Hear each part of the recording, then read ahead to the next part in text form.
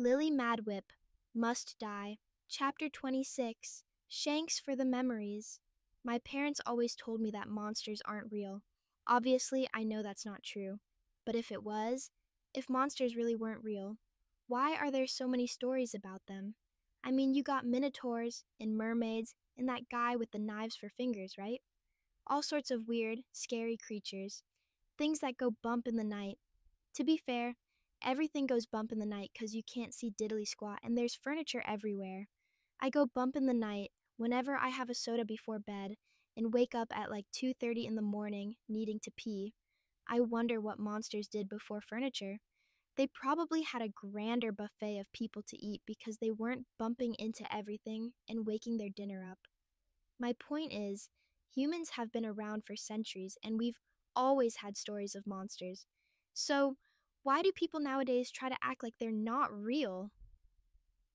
Or they say, people are the real monsters. You're not fooling me. Monsters have things like 3 eyes or claws that drip acid and live under your bed or in the sewer. If a normal person lived under my bed, sure, I might call that person a monster, 'cause now they fit the description. More likely, I'd call them a weirdo, especially if they insisted on staying under there. I might ask them to pass me stuff that rolls under there from time to time, marbles and pencils and whatnot. What was I getting at? Oh, right. Monsters are real. All the ones from myths, the legendary ones, the folk story ones, bridge trolls and Halloween goblins, and the guy with goat legs and the lady with no face and the fox with a dozen tails. All of them are real. And who just set them loose into the world? Samael. Again, he corrects me. I let them loose again. We are here to stop you, says someone from the group of angels, and gray people huddled by the door to the room. It's one of those gray skinnies. He's really gaunt looking, like he hasn't had a meal in a while, and has a beard just as gray as he is. It's super long and goes down to his knees. I hope he's wearing something under it. You cannot prevail, usurper. It's too late, Geras. Geras stomps his feet. It's never too late. Samael waves his hands dramatically in the air. They're all gone, you shriveled loon, all the classics. The only thing you're going to do is put me back in my little room and lecture me on how to behave for another 5,000 years, or until I feel inclined to break out for another go-round. Geras growls, making his great big bushy mustache vibrate like a tuning fork. We'll just let the Furies have you, I think. You'll do no such thing, Geras. Azrael turns on his cohort. You are here to help, not pass judgment. Old gray Geras wilts, but one of the other gray skinnies speaks. Their voice is like chalk being ground into rough pavement. I can't make out what they look like because the group is so clustered together. Worry not, brother. Most of the dream kind cannot remain across the threshold. There is no physical form for them. In the material world, they will fade. Within a fortnight, Azrael glares, daggers, at Samael. Were you not listening? He gave them flesh. But how? How is that possible? Another gray skinny cries. The rest of the group murmurs to themselves in a language I don't know. The gray person speaks again. I'm just asking. I'm not thinking about doing it. Pashkar straightens up and approaches Samael. He puts a metal-gloved hand on his arm. He squeezes it, then cocks his head and pinches him curiously. Samael jerks his arm away and rubs the pinched spot. Ow. Flesh and blood, Pashar says solemnly, which is a tricky word to spell because there's a silent N in it. Stolen from Lily. Not bound to the word. You always have been so very clever, Sam. He glances over at me. His eyes burning behind his shades seem dimmer now, like someone turned the lights off inside his head. You knew she is the only one for whom I cannot see the path. Pashtar turns back to the rest of the angels who came to bring Samael down. They're all just standing there, like a bunch of cows chewing cud in a cow pasture. Cows have multiple stomachs, which is weird since they spend all their time just chewing and rechewing the same serving of food. Seems to me you only need one stomach for that. My thoughts about cow stomachs are interrupted by Pashar. He has been wearing the skin of my totem bearer to hide his actions, he tells the crowd in a slightly louder voice, and he thinks he's outsmarted the whole auding of us. This prompts a snort laugh from Samael. I mean, I have, haven't I? You spent so long coordinating, thinking you were going to have to come and violently wrest control back from me, that you gave me plenty of time to do what I actually wanted. Thank you for granting me the opportunity to bless my lovely creatures with the greatest gift, solid forms with which to once again wander the waking world, flesh and blood from the one source that would allow them even greater freedom, from the Word. Pashar hangs his head. You truly are insane. No, I'm not. Samael grasps Pashar's chest plate and shakes it. I'm the only one thinking rationally anymore. Abaddon clears his throat loudly. Abaddon and I are the only ones thinking rationally anymore. Samael lets go of Pashar and flaps his arms at the chalkboard. Look! I laid it all out. Admittedly, it was clear before I smudged a good portion of it. But see the lines? In my vision, I know what I saw. The beast comes to tear down our last lines of defense. He hurries over to his doodles and slaps the word souls written in blocky handwriting with several arrows pointing at it from different directions. So he's not taking over the veil? Asks the gray skinny with the long beard. Geras, and he has no army? Can we still attack the two of them? I was promised a glorious battle. A bunch of grizzly-faced, gray-skinned ladies with long, snaggly fingers standing beside him snarl in agreement and waggle their fingers like Halloween witches. I wanted to kill a leprechaun, one of them screeches, which is a really bizarre thing to aspire toward. But I guess when you're as old as dirt, you develop some weird fixations. Hold fast, Garas, says Azrael. He puts an arm across Garrus's chest like the security barrier at a parking garage, even though the guy is just standing there. He is golemized, reborn of human parentage. We must undo that first and retether him to the other side. Otherwise, we risk losing Samael forever. He looks to the group of armed, angry followers. Hear me! There will be no battle. We have retaken the veil. The children of Nyx give a collective groan. Samael chuckles, showing his pointy teeth. Ha ha. Yes, good job. You reclaimed something I didn't even want to begin with. Truly an epic victory for you and your piddly little army. Meanwhile, my army has gone to do their righteous work of hardening the billions of souls currently living their petty, insignificant lives. He nods at me. We gave them flesh, my mother Lily and I, even the leprechauns. Damn it! Shouts the leprechaun-obsessed gray lady. She rakes her fingers across her face, drawing 3 bloody gashes in her skin. This doesn't seem to bother her at all. She even licks her fingers like some sort of freak. Duma shoves past Azrael and marches across the room, stomping as loudly as a man with no flesh on his feet can stomp. He stops in front of Abaddon, who raises his hands again in his fighting stance. Abaddon doesn't blink. Duma doesn't blink. He's got no eyes, so that's kind of a given. Snick, snick, snick, and Duma's extendable scythe is in his hand. He bangs it on the floor like a judge with a gavel in a courtroom. How dare you be a party to this? He yells at Abaddon in a voice that makes the hair on the back of my neck bristle like porcupine quills. You violated one of our most sacred laws, obedience to the word. His teeth clack together fiercely. Abaddon holds his ground. I violated nothing, brother. He replies in a sarcastic-sounding tone. How could I? I am written as I'm written. It's impossible for me to stray. If I do it, it must be in the word. Abaddon puffs up his chest and jabs Duma in the rib cage with his finger. Besides, I had no hand in Samael's untethering. I discovered it after the fact, when I found his offspring masquerading as him in the pit. Even then, I tried to talk to you first. I tried to warn you. And later, when I learned of the beast's coming, to bring you around to join us. But you were always too busy to give me a moment of your attention. You just kept bossing me around. The crowd of gray people at the door start yelling.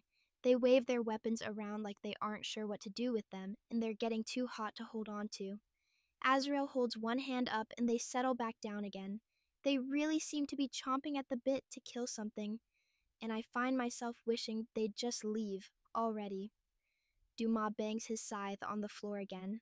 The stone he hits cracks. How many? He snarls. Abaddon cringes slightly. How many what? For your mad plan, how many innocent lives must be spent? All of them! Abaddon suddenly roars. That's what we made them for! He digs at the air and the ground around him erupts into a wall of stone that pushes Dumas back a foot. They're nothing but bricks and mortar, slivers of ourselves packaged in meat and born to suffer, to harden from the experience of a life in that miserable reality, so that they can imprison the beast there for all time. The beast isn't coming. Pashar's words are just a whisper, but they silence the entire room. Abaddon's fists unclench ever so slightly. The ground rumbles flat. Samiel's smile twitches. They all look at Pashar. Pashar takes his dark glasses off. His eyes are no longer burning with light. They're like two solid gold orbs in his sockets. Leaky orbs. He's crying. His tears are golden too and leave glittery trails down his cheeks. It's already here, among us. Everybody looks at each other. Dirt Lily lifts her head off the floor for a moment. She's got a big egg lump on her forehead that's turning purple and black. She looks around too, then carefully lays her head back down on the floor and puts her hands over it. Peshar squeezes Samael's arm. Samael clenches his jaw. Look at us, Pashkar tells him. Look at what we've become. It's rage, it's hatred, it's paranoia. We've been infected by it. You're right, Sam. The darkness isn't at the edge of the universe. It's inside us. He grabs his brother by the other arm, causing him to drop Durga's trident. He twists both arms behind Samael's back. Samael hisses through his fang teeth. Pashar's eyes flash bright white, like two beacons for a second. Then he proclaims in an otherworldly voice, Samael, deceiver, seducer, accuser, you have corrupted the Veil Project beyond repair. Your actions will result in immeasurable suffering to the very beings we are sworn to protect.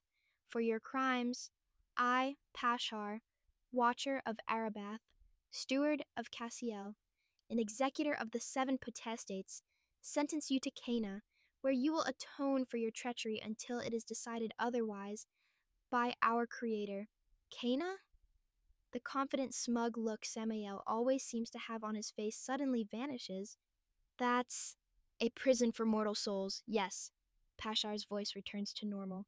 He squeezes his brother's arms together. This makes Samael's knees buckle. For a moment, and his face scrunches up in pain. You're mortal now, after all. And until we can fix what you've done, you will remain so, and be punished as one. Pashkar then turns toward Abaddon. His eyes flash bright white again. The weird voice returns.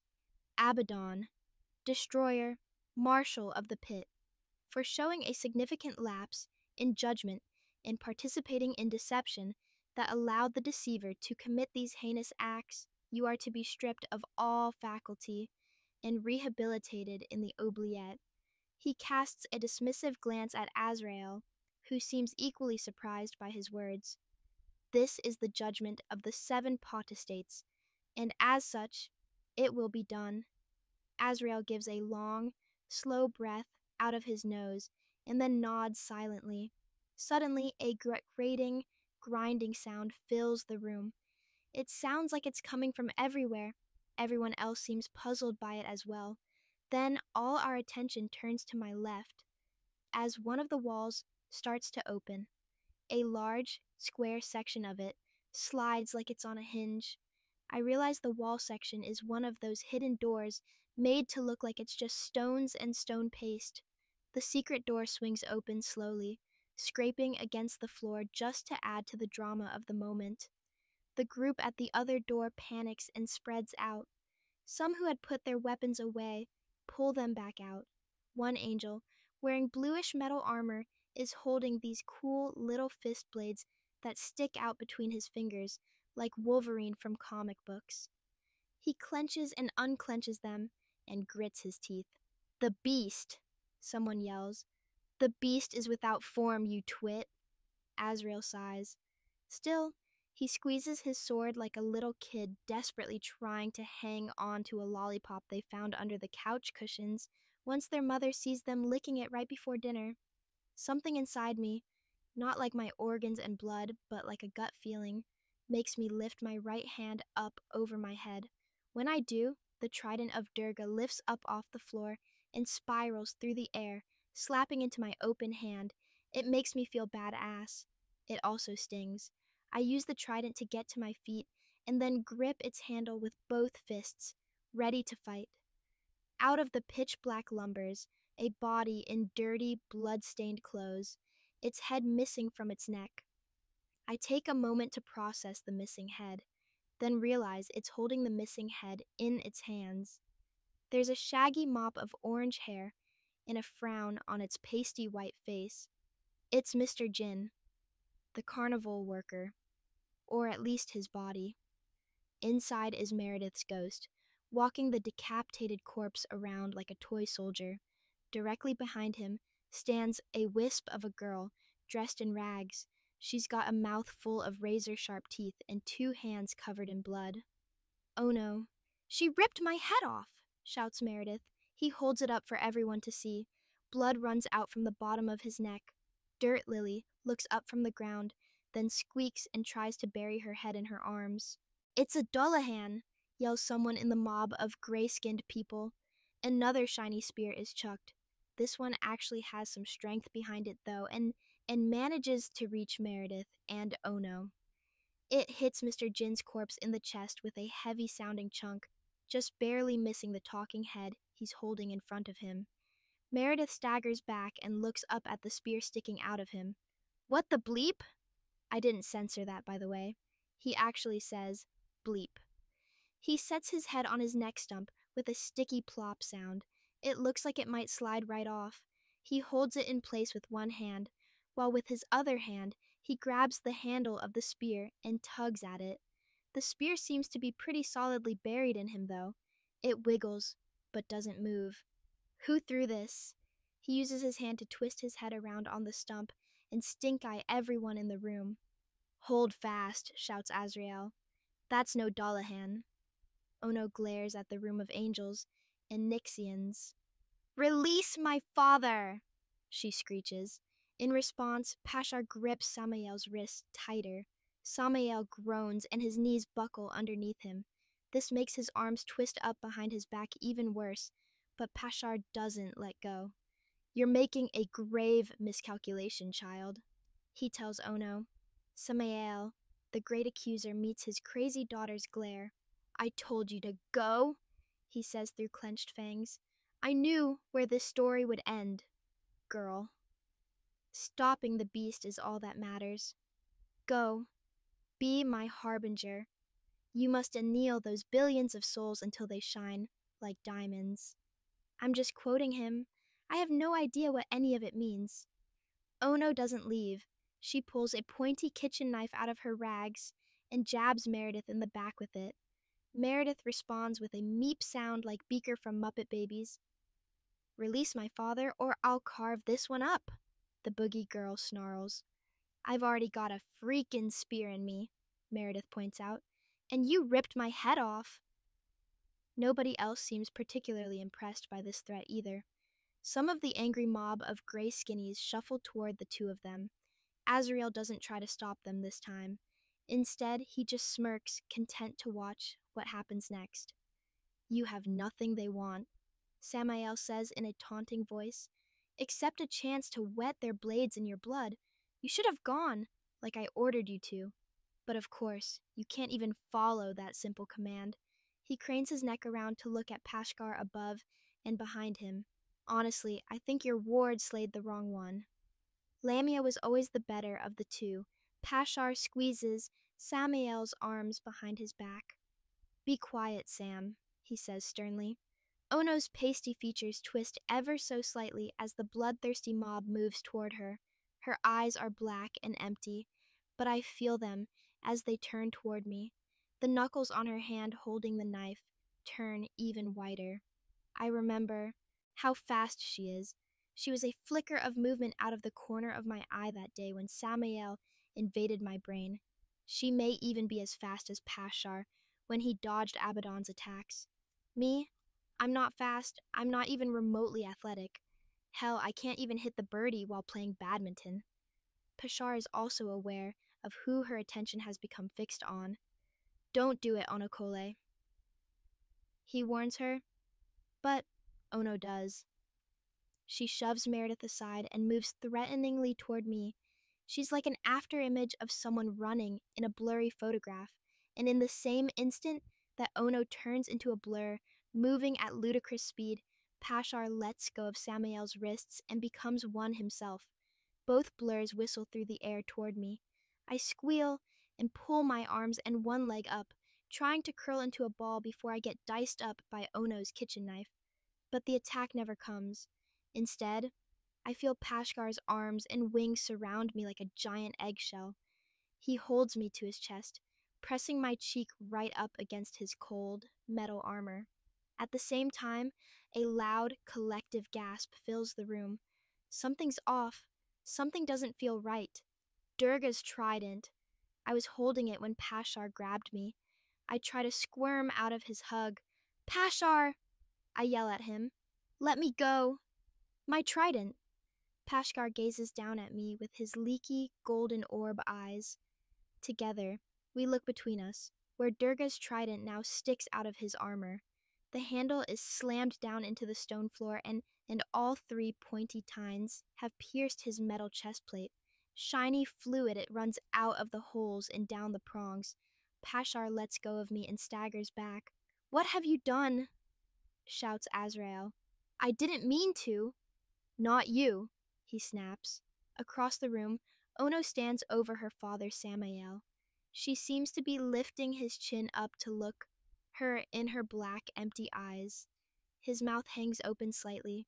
Then I notice that her hand under his chin is actually gripping the handle of the kitchen knife, and the rest of it is missing because it's been thrust up into Samael's head from the soft part of his jaw. The blade glints between his teeth, deep inside his mouth. There's a river of dark blood covering Ono's pale hand and running down the front of Samael's chest. Samael makes a gurgling sound, but he can't say anything because I think the kitchen knife must be poking up into his brain. Ono pulls the knife out with a sickening slush sound. Blood gushes out of Samael's head, and he pitches to the side. Pashkar looks over at his brother's body, but he seems more confused than concerned. His head teeters around on his neck like one of those bobblehead figures people put on the dashboard of their cars. My parents never put a bobblehead on the dashboard. Mom always said that if we got in an accident, stuff like that would turn into projectiles and kill you. Imagine a springy piece of plastic flying at you at 100 miles per hour. Coroner's report would declare it was death by bobblehead. I reach out to Pashar to try to help him, to maybe pull the trident out, but he holds a hand up at me and takes another step back, feeling around with his free hand to find something to balance on. When it comes back empty-handed, he stumbles in that direction instead. My heart stumbles in my chest with him. Azrael doesn't seem concerned about Pashar at all. He storms across the room toward Ono, with murder in his eyes. He was untethered, he says in a booming voice. His light. His light. His voice gets weaker with each repetition of the words. Out of Samael's crumpled body floats what looks like a tiny spark, a small glowing piece of charcoal, like when you stuff newspaper in a fireplace and bits of the burning paper float away. Except in this case, there's nobody shouting at you that you're going to burn the house down and stop putting the Sunday newspaper in the fireplace before everyone gets a chance to read it. Azrael tries to take the spark in his hand, but it flickers and vanishes. Samael, he whispers. He stands there, staring at the place where the spark had last been. A darkness seems to fall over his face. In the center of his face shadow, his eyes become two boiling, blood-filled mason jars. Maybe a mason jar isn't the best analogy for what his eyes look like, but I'm running out of things to compare everybody's rage faces to. He's enraged, okay? He looks like Hulk Hogan had a rage baby with the Incredible Hulk. A double Hulk rage baby. That's not a very flattering description of him. Azrael would probably tear my arms off if he heard my thoughts. Oh, he's grabbing Ono by her neck. I snap out of my double Hulk rage baby imagery as Azrael lifts Ono up off the floor. I'm surprised he was able to get a hand on her, considering how fast and slippery she is. She screeches and stabs him several times with her kitchen knife, but each stab just clangs off his metal armor. The last one makes the blade slip back in her hand, and she drops it. The knife clatters to the floor with a spatter of dark blood. Without a word, Azrael walks the still flailing Ono over to the Lady Angel, and the angel, in blue armor with the cool Wolverine finger weapons. He holds her out in front of him with one hand like she weighs less than a paper cup or a really good stick you find in the woods and pretend is a sword. The other two angels grab her clawing arms and pull her back, away from Azrael. He starts fumbling with his armored chest plate, like he's looking for a zipper or something. Lily, Pashar calls my name. I start to go to him, but then I see that he's propped against the wall beside Meredith. Dirt Lily is tugging futilely at the trident sticking out of his chest. I'll be fine, he tells her. I just need a moment. This is a demon-slaying Trishula. I'm not actually... And then Pashar slides down the wall and goes still. Other eye, squeaks and starts trying to shake him back awake. My head is spinning. I want to run to him too, but my feet won't work. I open my mouth to scream his name and nothing comes out. Or does it? I hear his name. Pashar! Inside my head, but not in my ears. My ears are filled with a shrill ringing, like standing too close to the wall of televisions at an electronics store. Across the room, Ono is also screaming. She's using all sorts of bad words and cursing the angels. They don't seem to care in the least.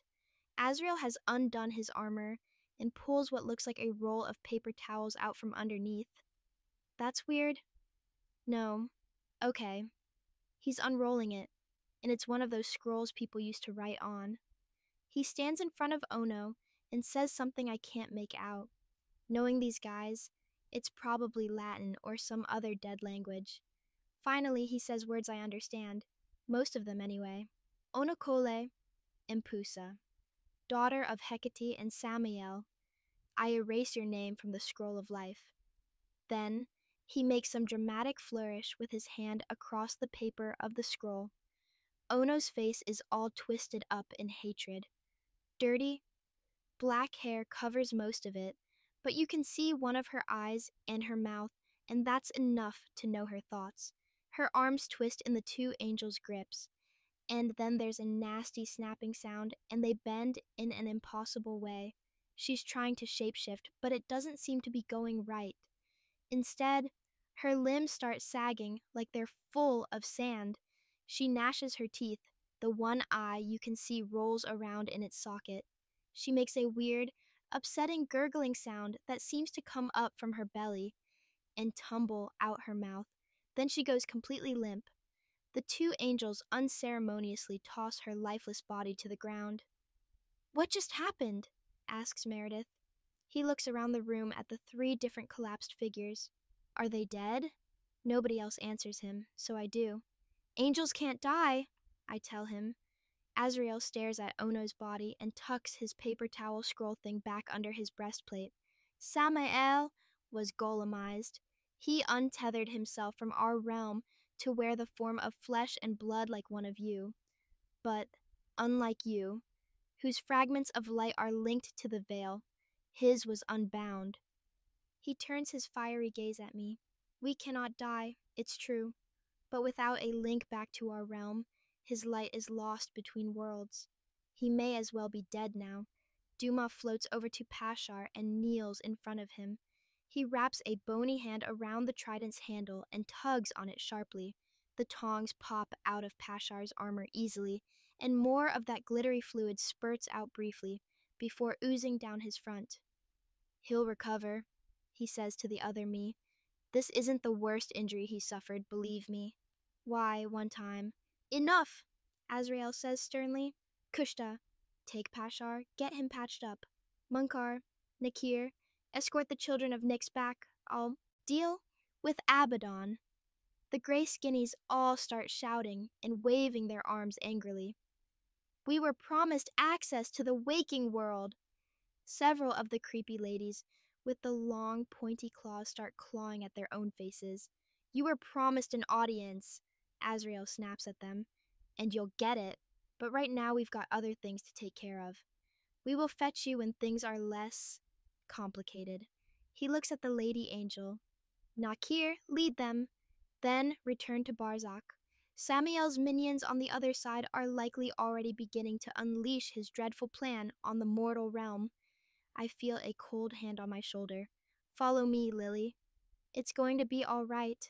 I promise. Duma hands me the trident, still drippy with Pashar's silvery blood. He spins me so I'm facing away from the crowd of ranting gray people as several angels start trying to herd them out to the door like a bunch of angry cats. Let's get you home. How could everything have gone to shit in just a matter of seconds? Or minutes? I was just talking to Samael literally moments ago, as he went on about his weird master plan and drew chalk arrows, and now he's dead? Like for good? I'll never see his creepy face again? And Ono too? Just like that.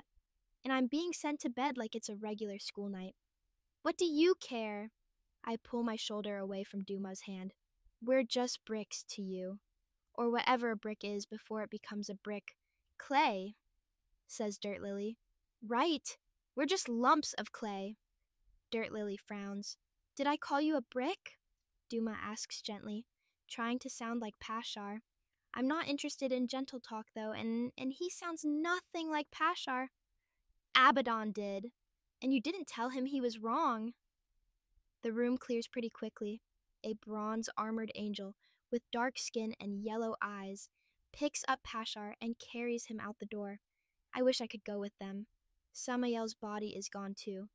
Azrael is talking to another one of the armored angels. They're speaking softly so I can't hear what they're saying. Every now and then, the other angel glances at Ono's corpse like he's watching to make sure she doesn't get back up. I don't blame him. She's faked being dead before. Abaddon stands by Samael's overturned chalkboard. He stares at it silently, looking like a four-armed statue. Well, Abaddon is wrong, Dumas says loudly. Abaddon doesn't give any indication that he hears him, but I'm sure he does. You are not bricks. You are us, and we are you. This veil may separate us on a metaphysical level, but we are linked like a forest of trees. Under your suits of skin are the same beings of pure light you'll find on our side, made stronger by perseverance. What? I'm sure this is supposed to be deep and emotional or something, but it doesn't help that I only understand half of what he's saying. Dirt Lily is equally confused. I can't go back to the orphanage looking like this. Like what? Meredith asks her. Like there's two of me. Meredith snorts. I can't go anywhere the way I am. He lifts his head off its stump to show what he means. Dumas' teeth start to grind against each other. Black smoke puffs out from under his robes. Everybody shut up. I try to object, but find my voice is gone. Other me is also mouthing words and getting nothing out. Meredith looks at both of us, then starts to laugh, but no laugh leaves her face. She realizes this and immediately stops. Her eyes bulge in panic. I'm taking you back to the fairgrounds, Duma tells us. We have unfinished business there.